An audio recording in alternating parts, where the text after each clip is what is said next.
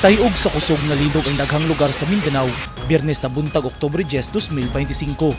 Sa earthquake information sa PHIVOLCS, magnitude 7.6 nga linog ang nabati sa daghang lugar sa Mindanao alas 9:43 sa buntag. Di na naa sa 10 kilometers ang gilawmon ang gipanukaran sa pagtayog sa kadagatan sa Manay, Davao Oriental ang epicenter. Sa Tagum City sa Davao del Norte, nakuhaan og video ang nangahulog nga mga debris sa usa ka mall. Makita sab ang danyos nga gihimo sa linog sa usa ka building sa Tagum City.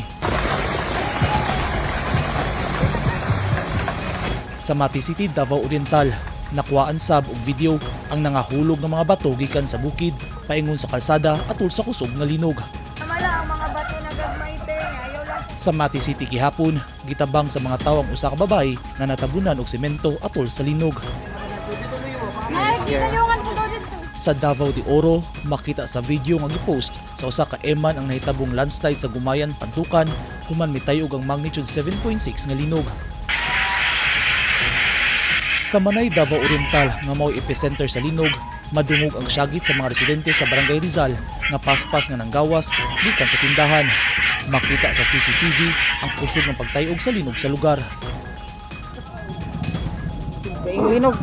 Sa Tarragona, Davao Oriental, nangatumba na sa kalsada ang mga poste sa kuryente.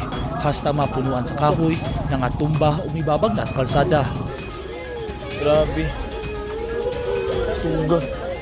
Lakas na linog. Sa Davao City, paspas nga nanggawas ang mga trabahante sa usa ka mall sa Lanang o Convention Event Center tungod sa linog. Nagkaguliyang sab ang mga tao sa Bulton area tungod sa mibuto nga transformer sa kuryente. Nanghilak na ang mga estudyante sa usa ka eskwelahan sa MacArthur Highway sa Davao City atol sa linog. Nabati sab ang linog sa Cagayan de Oro City.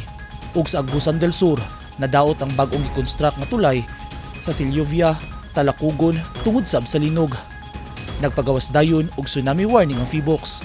Gisuspindi na sa mga LGU ang klase sa tanang level. Temporaryo sab nga gisuspende sa Island Garden City of Samal ang maritime operations. As of 12 PM kaganiha October 10, 112 na aftershocks ang natala. Gipaigmat ang publiko sa posible pa nga mga aftershock. Nagpahigayon na og assessment ang Office of the Civil Defense aron masuta ang epekto sa linog. Eugene Hinutan, Newsline Philippines. Stay safe.